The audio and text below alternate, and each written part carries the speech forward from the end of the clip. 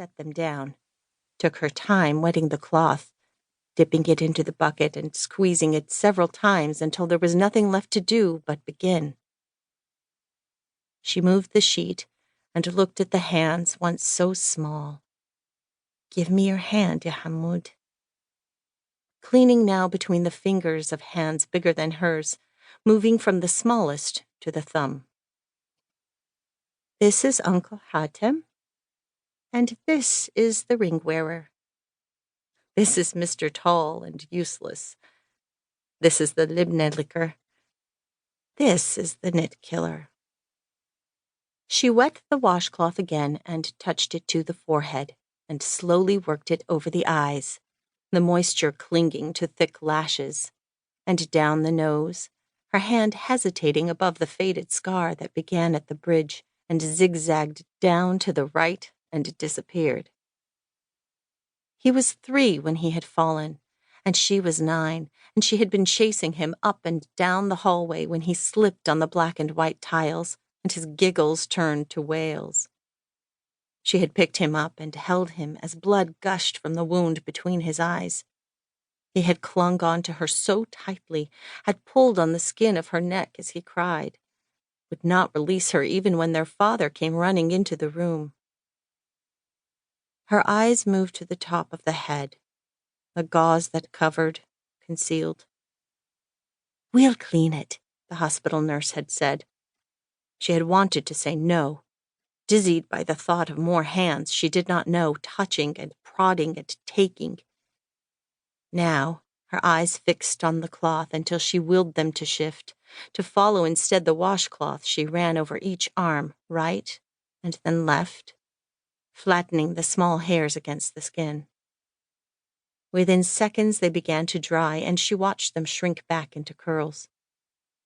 She looked at the hair on her own arms, not much lighter or finer, and a smile flashed across her face and disappeared.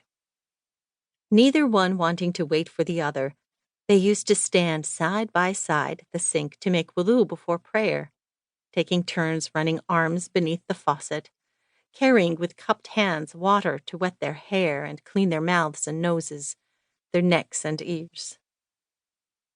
She waited for her breath to steady before her hand again reached toward the bandage and this time worked around it, wiping the black hair that jutted out in thick locks. Hair that once was combed back and gelled or let loose and framed the face, played against the skin. She held her hand still and inhaled, reached the cloth's corner below the bandage, and cleaned behind one ear and then the next, circled their grooves and ridges. "Even now you tickle me, ya Zainab." She could hear the low giggle that chambered in pitch and tumbled into a steady roll, the sounds coming closer together, the depth of the final laugh that allowed her to exhale.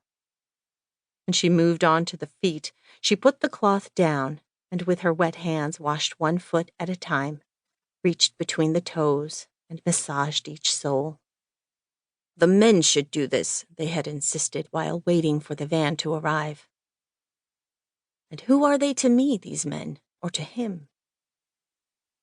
Still they persisted. "You will need more people to lift and turn and wrap." "I have lifted him before," she had hissed. "I will remember how to do it, inshallah." The bucket again cleaned and refilled.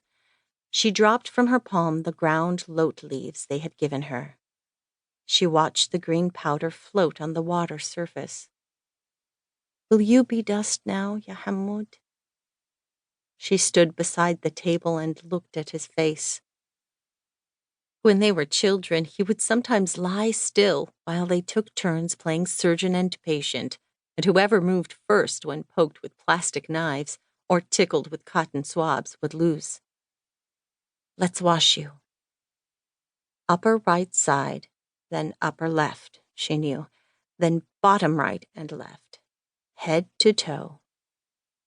From his body the water trickled into the table's grooved perimeter, ran down to the opening that drained into a second bucket placed there. She held her breath as she loosened the bandage and paused to watch the mouth. When she saw that the lips stayed